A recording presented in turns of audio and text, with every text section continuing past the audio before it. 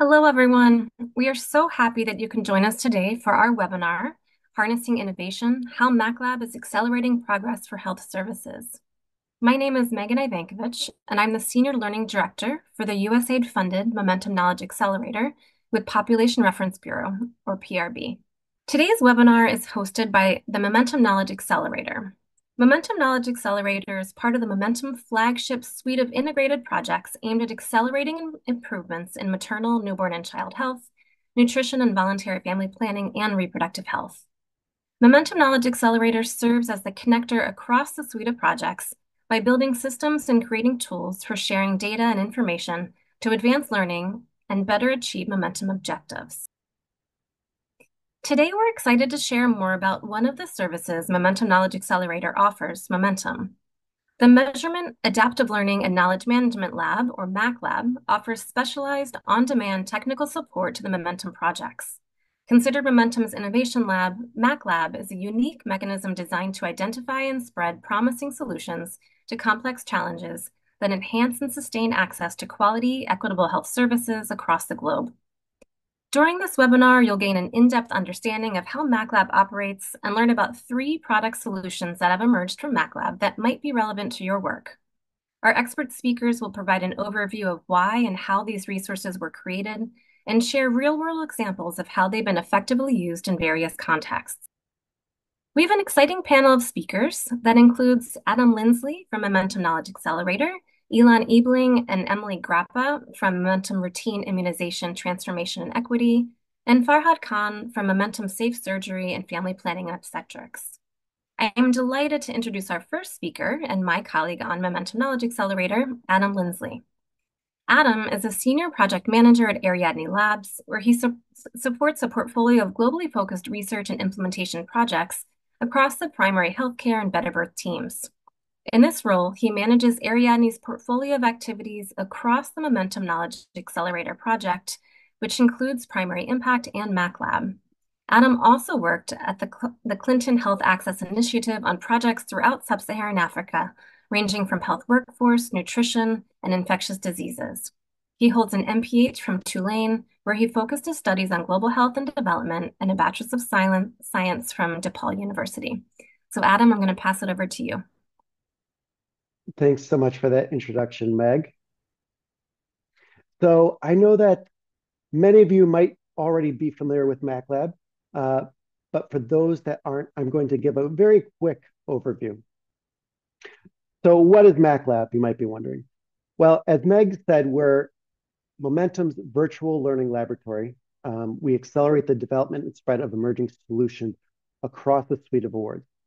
More specifically, MAKLab works with Momentum Awards to spread promising solutions to persistent, shared, or complex challenges by leveraging expertise in measurement, adaptive learning, and knowledge management. The solutions that we strive to produce are practical, innovative changes to a strategy, a tool, a measure, or an approach that will improve service delivery outcomes or measurement. Now, there are a variety of approaches that MAKLab can take depending on the need of the award. Over the course of this webinar, we'll discuss a few activities that included elements of each of these bolded actions on the left of the slide. One thing I want to highlight here is that I've seen awards benefit from bringing in this outside perspective that MAKLab brings, but also we're familiar enough with the overall landscape and we're able to dedicate time to really dig into the issue at hand, crack it open, and explore what a solution might look like. So you might be wondering how MAKLab operates. Most of the time, we receive direct requests from the Momentum Award. Some of you may have corresponded with my colleague, Jossie Fifield, our senior technical specialist who leads MAKLab. Jossie's out on parental leave right now for a couple more months, so I'm filling in during her absence. But once we receive that request, we then triage activities. based on expertise available and overlap with other MK or momentum-wide work. We really start digging into the work with a period of co-designing the activity, choosing a method of technical support that might be most appropriate, and assembling a cross-award activity team. Um, for instance, in the past, we've pulled in clinical experts as well as adaptive learning, digital health, and M&E expertise as needed into activities. Lastly, there is an element of learning and spread that whether it's a new implementation model or a relevant desk review, we work to amplify it. And that's exactly what we're doing here today, as a matter of fact. So here's how that whole process plays out throughout those steps. I know this process may seem like a lot, but it usually goes fairly quickly between the steps, with the longest one being execution. Generally, our activities are short-term in duration, so that typically means around 12 weeks.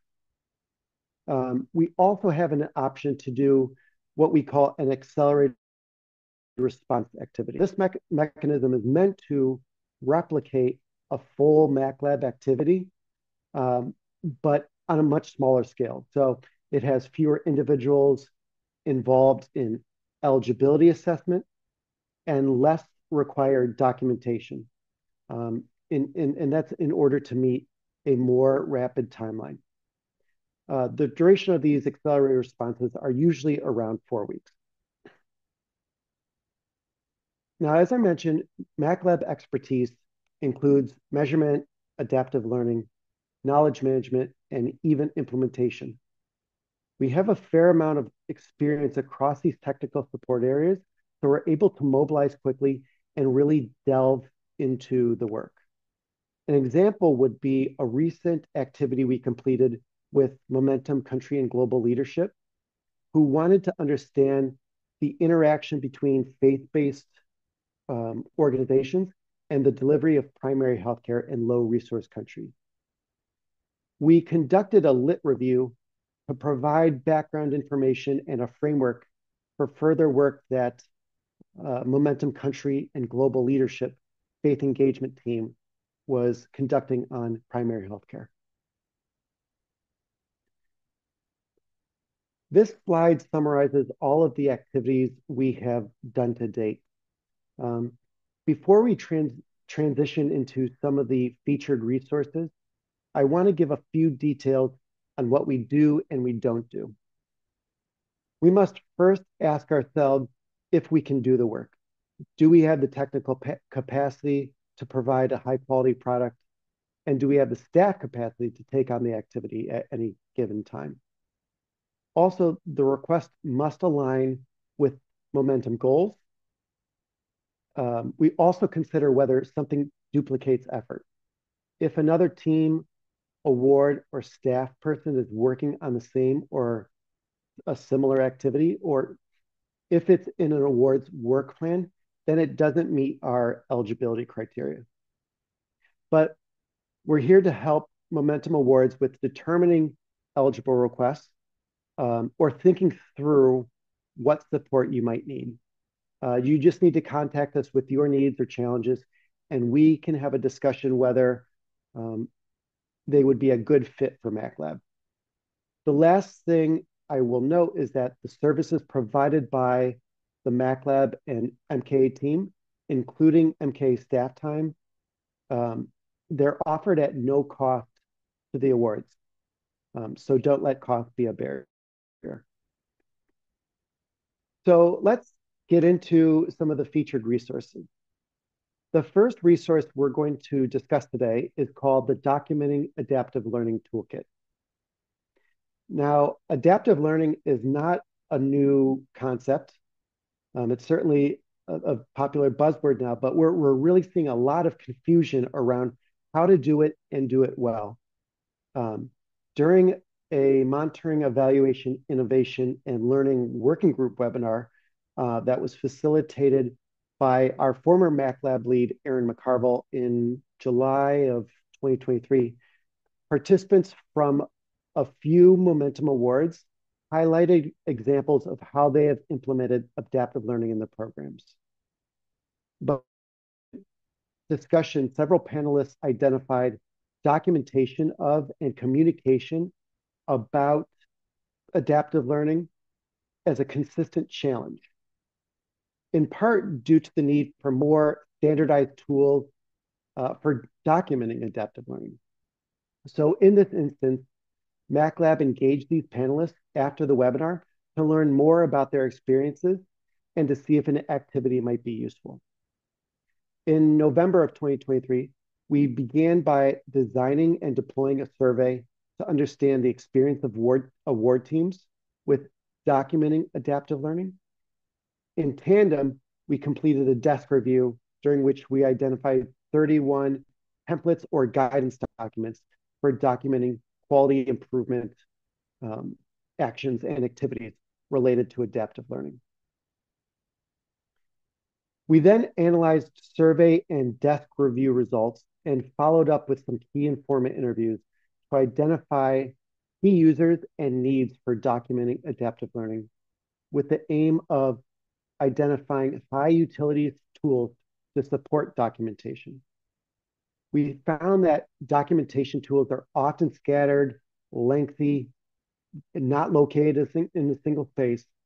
And we produced a toolkit that addresses this challenge by design as an appendix that users can quickly access to utilize products that are relevant or of interest to them. All identified templates were converted into an editable format and collated into this toolkit. So we're now going to hear from Ilan Ebeling. Ilan is a monitoring, evaluation, and learning advisor on the Momentum Routine Immunization Transformation and Equity Project. That's USAID's flagship technical assistance mechanism for immunization. Ilan has expertise conducting mixed methods research across topics in international development and global health.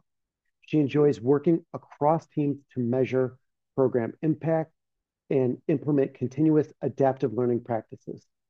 She holds a Master of Public Administration degree from the University of Washington, Evans School of Public Policy and Governance. Over to you, Ilan.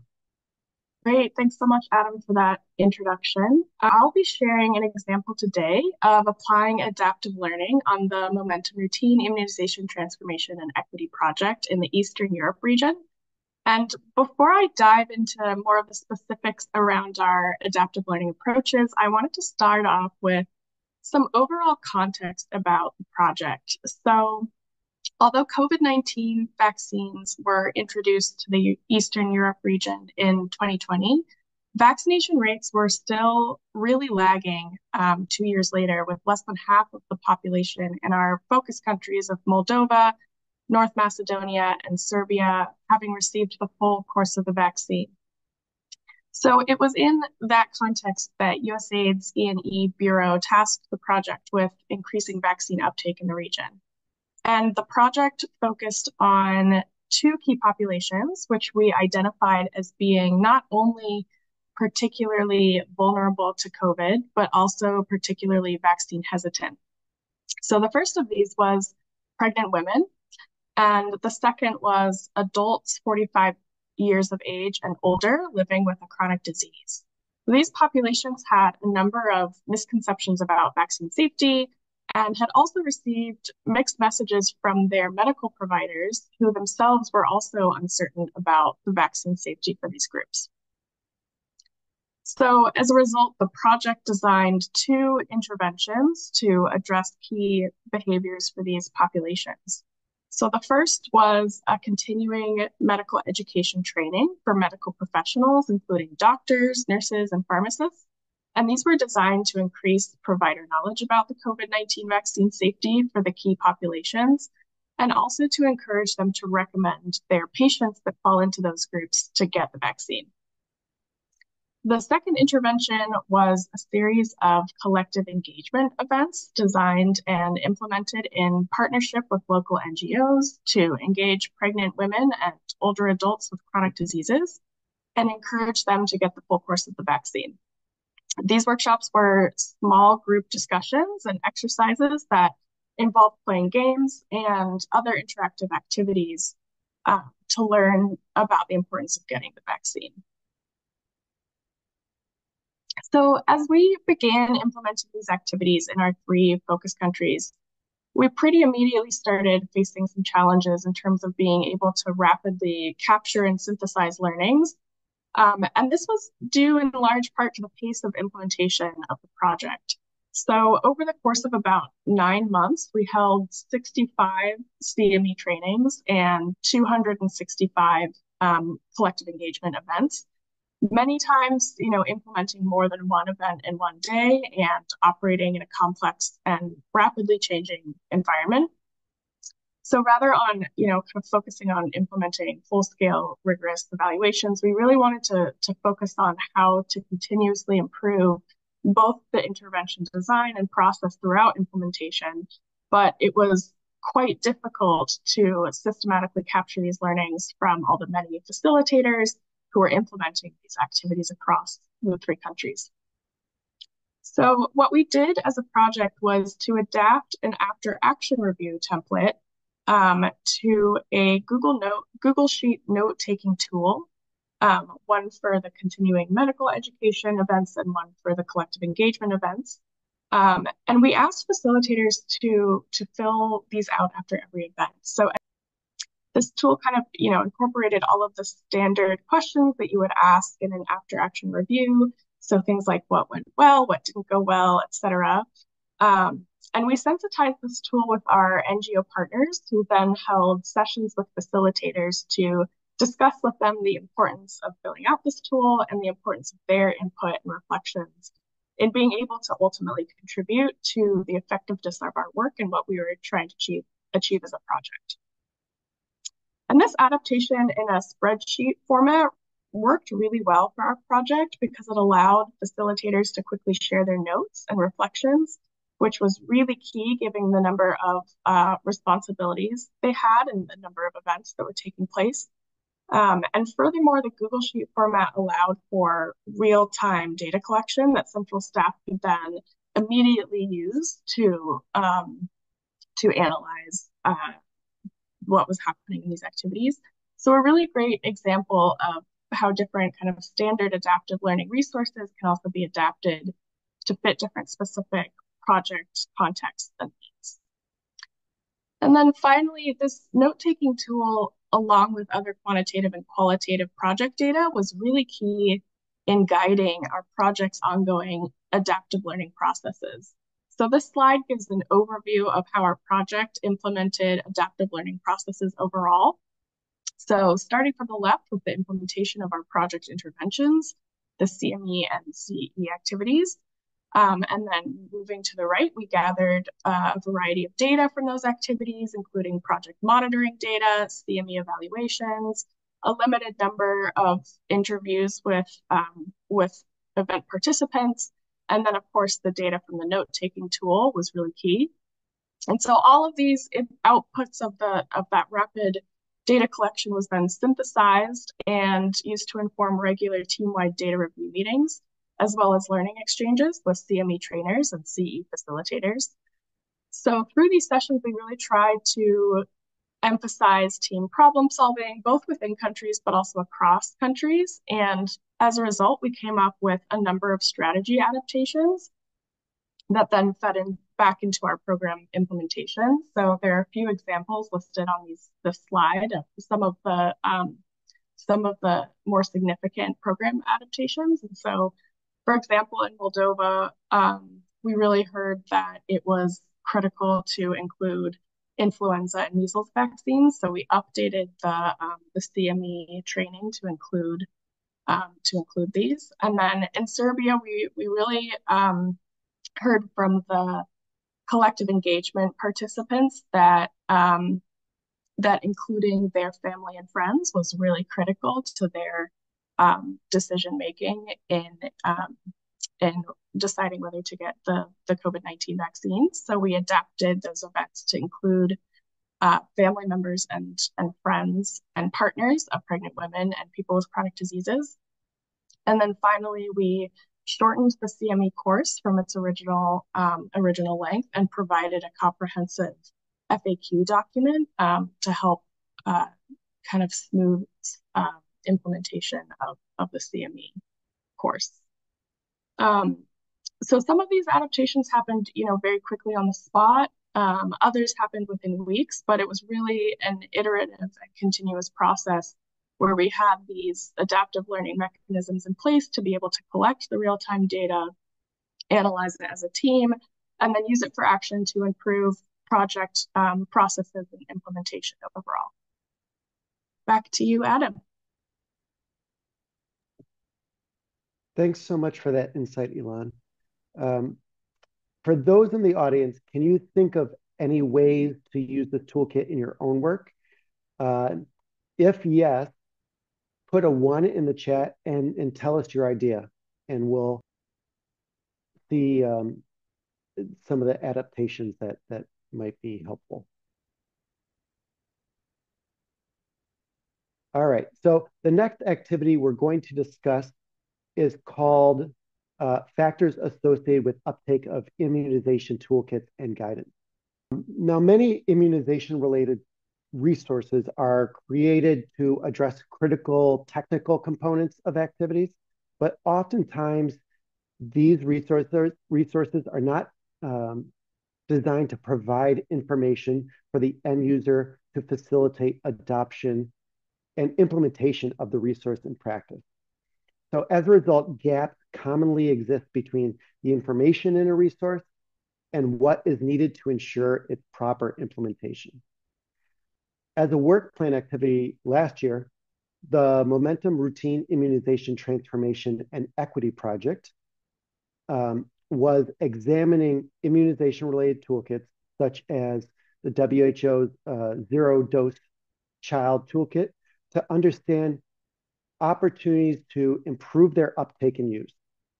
To support this work, they requested assistance from MAKLab to identify evidence-based factors, things like barriers, facilitators, and contextual elements that should be considered when evaluating implementation of existing resources or identifying a resource for use or even developing new resources.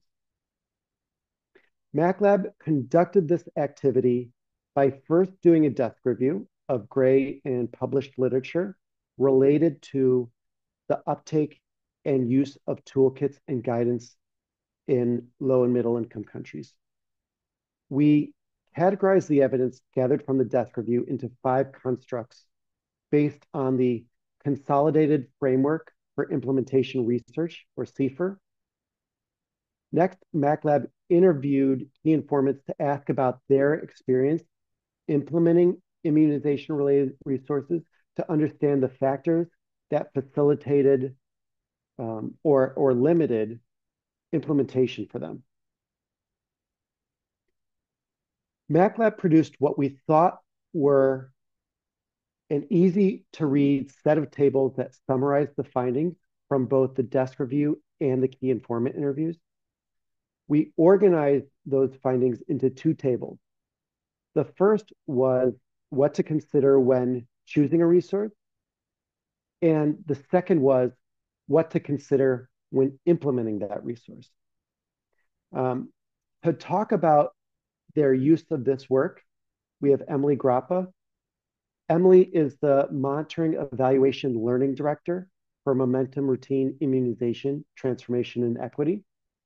Emily has worked in public health for more than 15 years at the intersection of health systems, data, and analytics in digital health.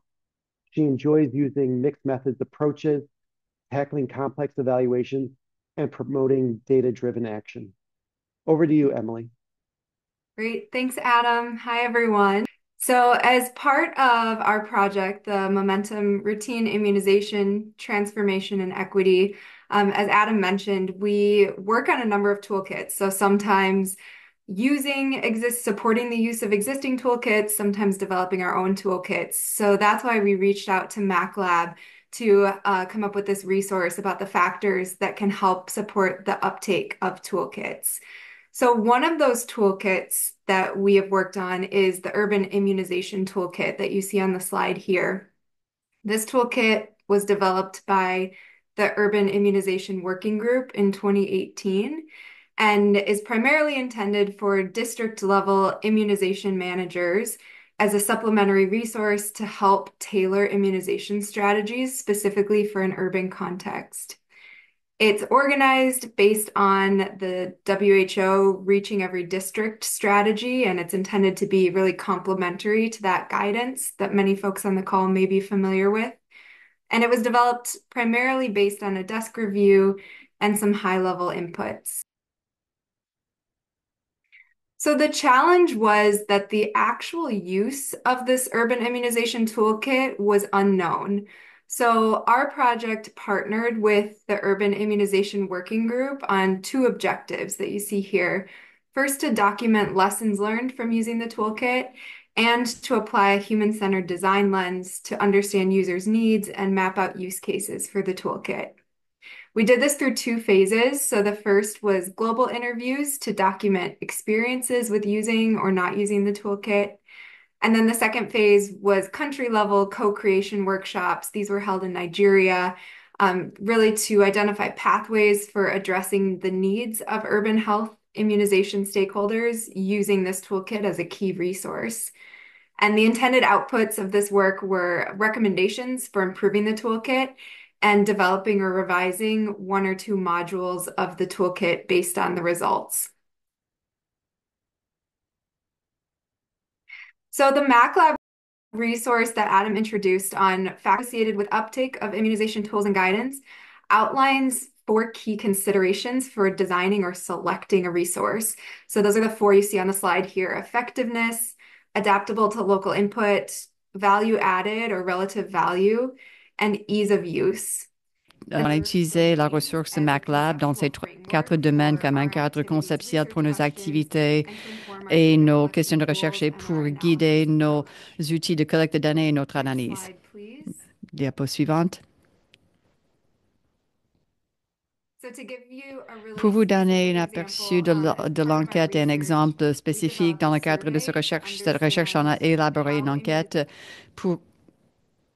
L'interprète s'excuse, le micro de l'intervenant a été coupé. Emily? Oh, Yeah, I sorry. think you're on mute. Ah, Emily, vous êtes en sourdine.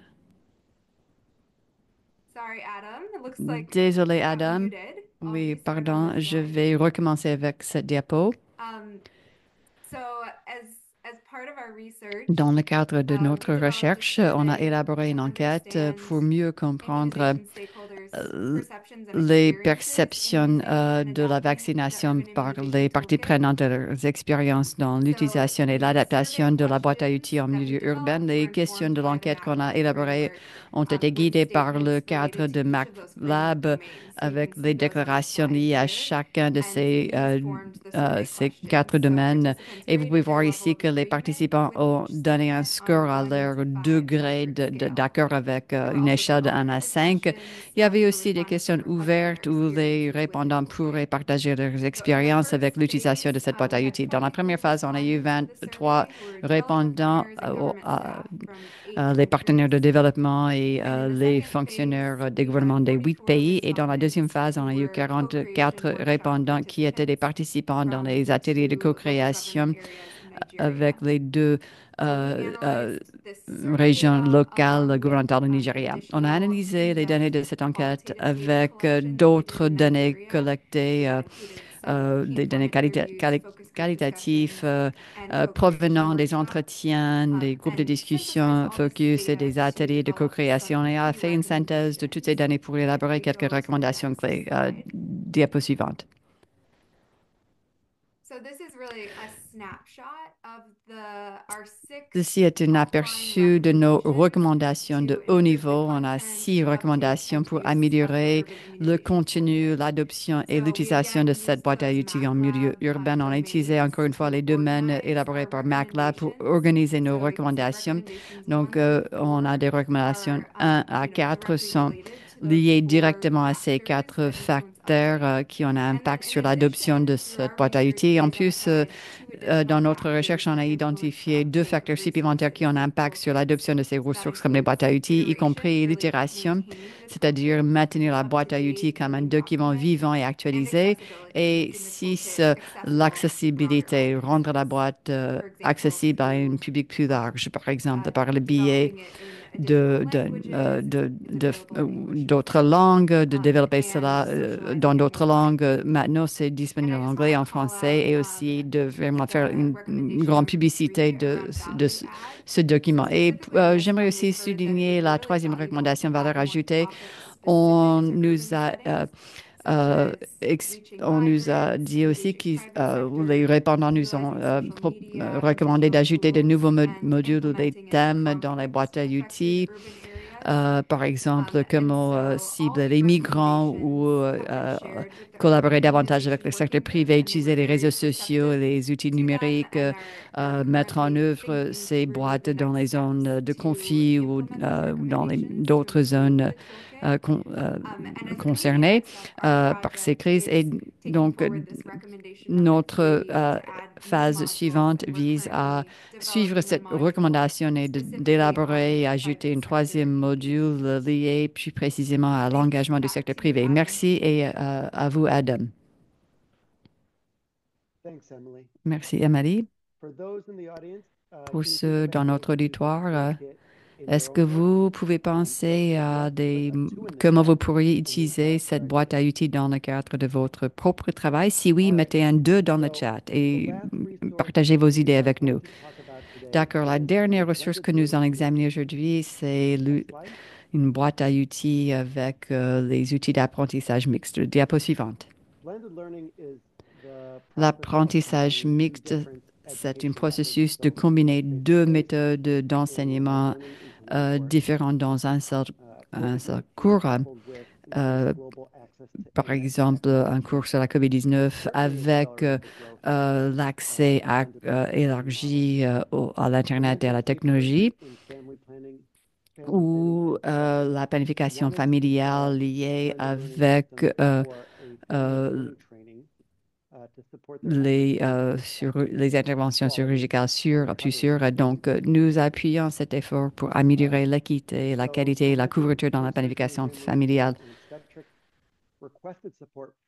Donc, Momentum, chirurgie et obstétrique et planification familiale a demandé de l'appui pendant la pandémie pour assurer l'adhérence aux bonnes pratiques et pour adapter ces programmes de cours pour les travailleurs de la santé avec un format mixte numérique et aussi un format numérique avec un composant qui était autoguidé. Et nous avons appuyé ce processus d'appel d'offres pour aider nos partenaires à réaliser ces objectifs. Diapo suivante. L'équipe MAKLab a élaboré 2 produits reliés. Il y avait une liste de bonnes pratiques et en matière de planification familiale avec un format d'apprentissage mixte. Et le deuxième résultat, c'était un outil mixte d'outils de planification familiale. Donc, les bonnes pratiques ont été intégrées avec les ressources et les considérations liées à la mise en œuvre de ces programmes d'apprentissage mixte. On a aussi appuyé une évaluation et le suivi et l'évaluation et la recherche. Et dans cette capacité, nous avons élaboré et mis en œuvre les activités de co-création. On coordonne également le programme d'apprentissage mondial et la mise en œuvre des projets et les cadres d'évaluation et de performance. Euh, Nous avons aussi mené toute une variété d'efforts d'évaluation et, des efforts de gestion adaptive. Et je vais donner la parole maintenant à Farhan, qui est titulaire d'un diplôme en santé publique de Johns Hopkins. Merci, Adam. C'est un plaisir d'être avec vous tous. Comme vous savez, les approches vis-à-vis d'apprentissage mixte nécessitent plusieurs moyennes en cascade. Et comme vous vous rappelez, la pandémie a empêché les travailleurs de santé de pouvoir profiter de cette formation par les moyens traditionnels. Donc, l'un de nos objectifs était de pouvoir renforcer les systèmes de santé dans les pays pour être plus résilients au choc et au stress. Une manière d'appuyer cela, c'est d'utiliser les modes d'apprentissage mixte. L'idée, c'est de pouvoir avoir autant de contenu qui est fourni par vidéo, si c'est possible, pour minimiser le temps que les travailleurs de santé doivent passer dans les cours en présentiel. Et on a élaboré des programmes d'études en matière de planification familiale. À des fins, les formations que nous avons examinées avaient des diapositives, des manuels pour les parties didactiques ainsi que les parties en présentiel. Mais certains cours de formation que nous avons examinés ont été déjà numériques avec des présentations en ligne et les diapositives en ligne, qui était le cas pour l'ensemble de ressources de formation. Mais nous avons aussi espéré qu'on pourrait aussi avoir ces programmes d'études qui pourraient être livrés aussi par smartphone ou ordinateur. Et ce qui était bien, c'est que ce programme de Momentum Accélérateur a développé un guide d'apprentissage à distance très détaillé, mais on avait besoin d'avoir des informations sur deux fronts, dans deux domaines. En premier, nous voulions savoir ce qu'on allait faire si on voulait convertir un programme d'études existant en format numérique. Et deuxièmement, nous voulions savoir quel programme numérique existait déjà pour ne pas dupliquer les efforts déjà en place. Et donc, on a demandé l'appui de euh, euh, techniques pour ces deux domaines. Diapo suivante, s'il vous plaît. Nous avons rempli une demande, une évaluation initiale avec l'équipe MAKLab. MAKLab a élaboré un plan d'activité que nous avons passé en revue et ils ont aussi travaillé avec les experts au sein du Momentum Knowledge Accelerator pour nous donner des conseils. Et avec tout cela, nous avons fait une analyse du paysage et examiné tous les programmes d'apprentissage numérique qui existaient ainsi que les bonnes pratiques. Et nous avons développé une feuille de calcul avec les différents cours numériques et on a donné le nom de l'organisation qui proposait ces cours ainsi que les critères d'éligibilité et les crédits donnés pour ces cours et l'efficacité de ces programmes de cours. Et après avoir passé en revue tout ce paysage de programmes d'apprentissage, on a identifié trois bonnes pratiques, clarifier les objectifs d'apprentissage, deux, maximiser l'accès et trois, maximiser l'engagement. Diapo suivante.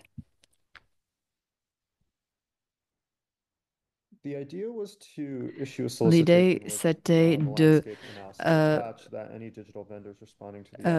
faire une offre d'appel et tout vendeur numérique pourrait donc soumettre une offre selon les bonnes pratiques définies par MAKLab. Ce qui était un peu difficile, c'est que on n'a pas continué avec ce guide de bonnes pratiques. Quand on a élaboré l'appel d'offres, on a consulté avec différentes équipes pays pour demander s'ils s'intéressaient à ces programmes pilotes. Certains ont décidé de ne pas participer pour des raisons diverses. Dans deux pays, dans l'un des pays, nos collègues nous ont dit que les travailleurs de santé sont vraiment fatigués de toutes ces formations sur Zoom et virtuelles et préfèrent plutôt les formations présentielles. Donc, même si on avait les bonnes pratiques de MAKLab développées avec cette formation mixte. On aurait eu du mal à poursuivre ça avec les circonstances auxquelles nous faisions face. Il a été clair qu'il y aurait donc plus de coûts pour l'élaboration d'un programme de formation numérique et qui va assumer ces coûts récurrents après la fin d'un projet. C'est une question vraiment urgente. Et donc, selon les recommandations de MAKLab, et ces ressources nous ont beaucoup aidé à prendre la décision de ne pas continuer avec cet effort qui n'aurait pas vraiment répondu aux besoins définis par les utilisateurs et on n'aura pas pu vraiment élaborer ces programmes selon les normes qu'on recherchait. Donc, en dépit du fait que les bonnes pratiques ne se sont pas traduites dans l'élaboration d'ensemble de formations numériques, c'était quand même un plaisir de travailler avec MAKLab. Ce qui était vraiment un grand défi pour nous, c'était de préciser davantage les paramètres et avec tout cela, je vais conclure ma présentation. Merci.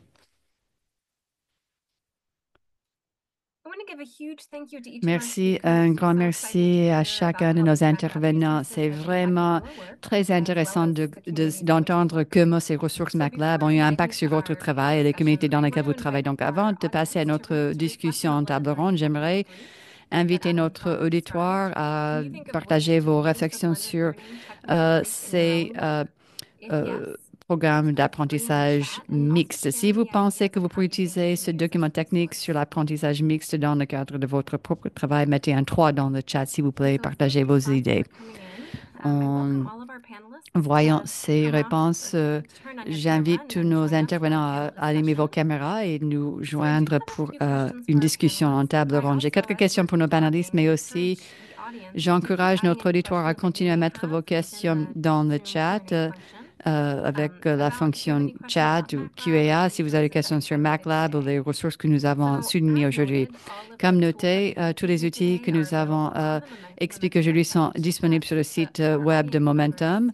Et pour les membres de notre auditoire, est-ce que vous avez jamais vu ou utilisé les outils MAKLab avant? Si oui, mettez vos commentaires dans le chat. Vous pouvez aussi activer vos micros et partager vos expériences si vous avez déjà utilisé les outils de MAKLab ou les ressources qui sont disponibles.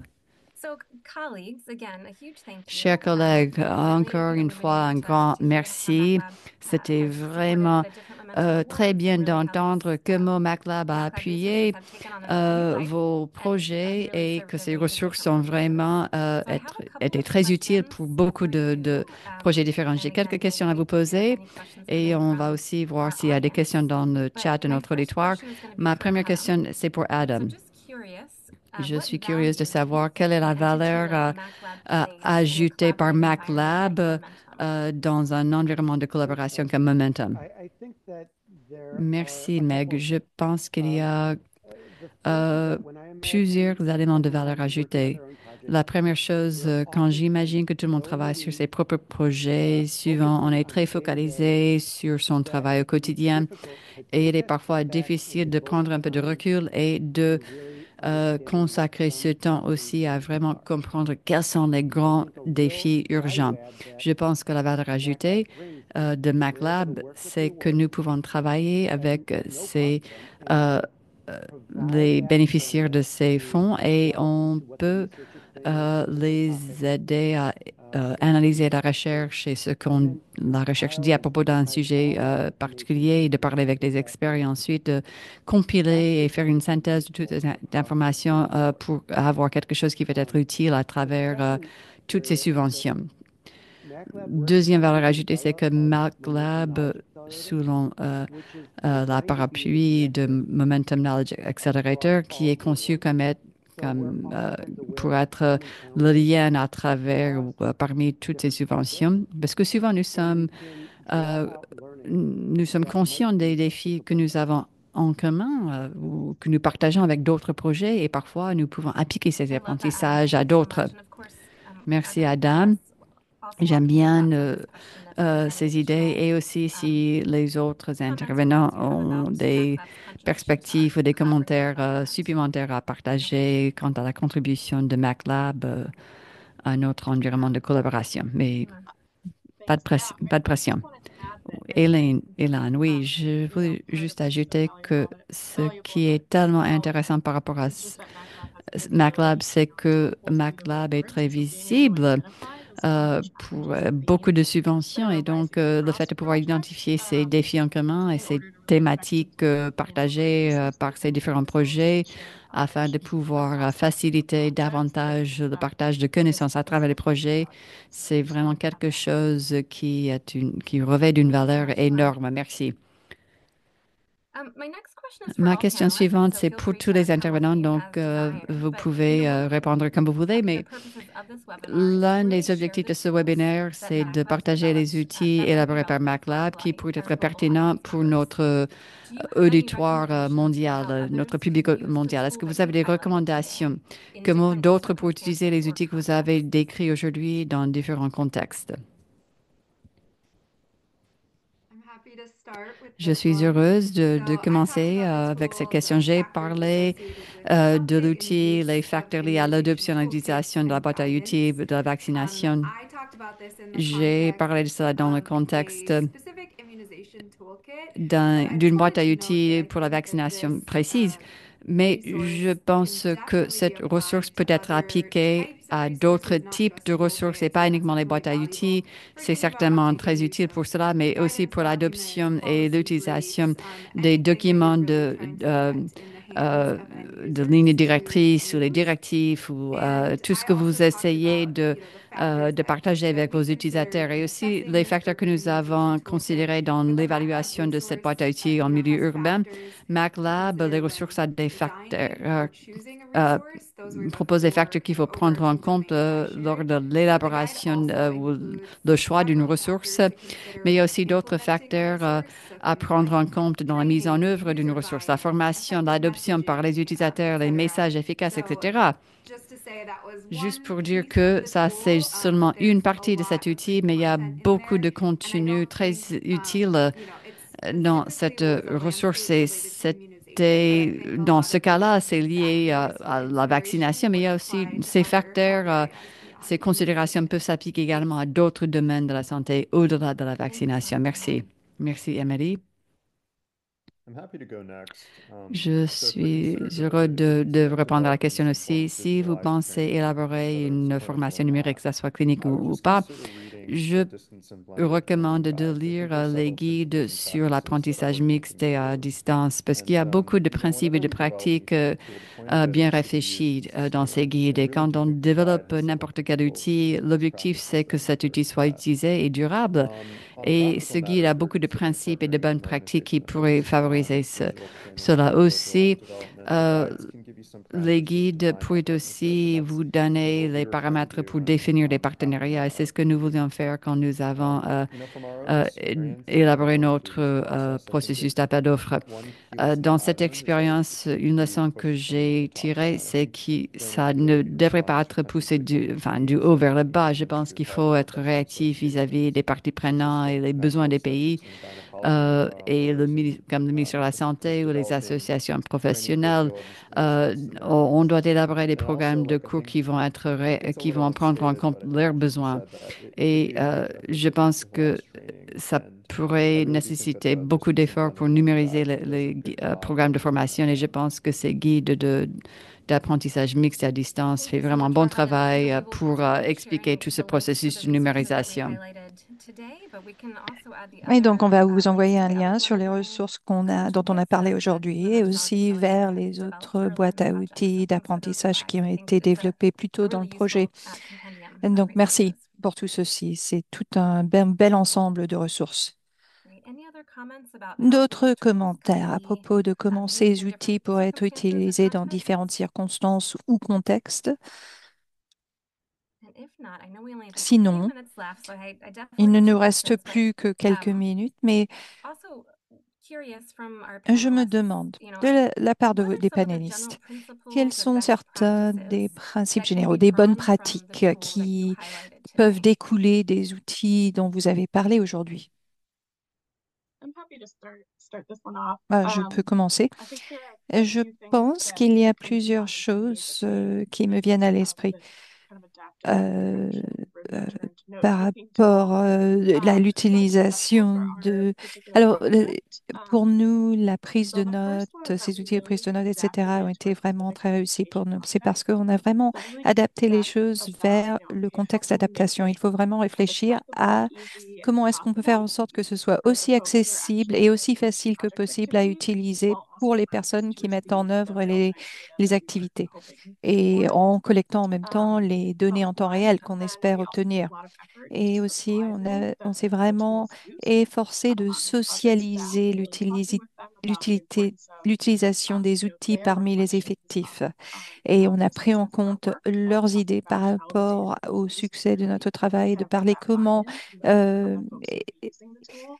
c'est And this really c'est helps donner comment to on a ensure pu that avoir uptake l'adhésion de ces of the personnes qui tool allaient happens, so that it wasn't utiliser just, ces a outils, nice pour qu'ils spreadsheet les and utilisent. then Donc, ce just n'était didn't pas get seulement une used. belle feuille de calcul qui ne And serait pas finally, we also utilisée. didn't use the note Et taking tool in finalement, isolation, right? on n'a But pas really made sure utilisé cet that we outil were de actually prise de using notes the en data that we isolation. were getting. Alors, on So a taking the time to utilisé les synthesize données it qu'on and then obtenait. feeding it On a into pris other le adaptive temps de learning approaches like synthétiser, data reviewing d'alimenter to d'autres really approches bring folks across the d'apprentissage project together to adaptatif be pour able to vraiment come up with réunir some tous les gens actionable du items. projet pour arriver à des actions concrètes. Elon, those are such helpful insights. Thank you. Oui, c'est très bien, merci. I De know we bons only have a commentaires. couple minutes left. Je Any sais other qu'il ne comments reste que about seulement that, quelques minutes. D'autres about my previous commentaires question, or can I jump into my propos de ma question? question précédente? Enfin, je vais peut-être For passer à ma dernière question Adam, which is a pour rapid Adam. question in our last Alors, minute. c'est une But what do you question think is the most sur cette valuable dernière thing that minute. MAKLab Quelle est can la offer chose Momentum and its community in the la plus final 2 years importante que of MAKLab peut Momentum? offrir à Momentum et à la Well, I communauté, en think gros, that pour sur ces MATLAB has 2 années à venir? demonstrated it's possible MAKLab to a have a démontré flexible and qu'il est creative innovation hub inside Momentum, and it provides support and guidance to help un people take advantage of centre that. au It's sein been de really cool to Momentum. see.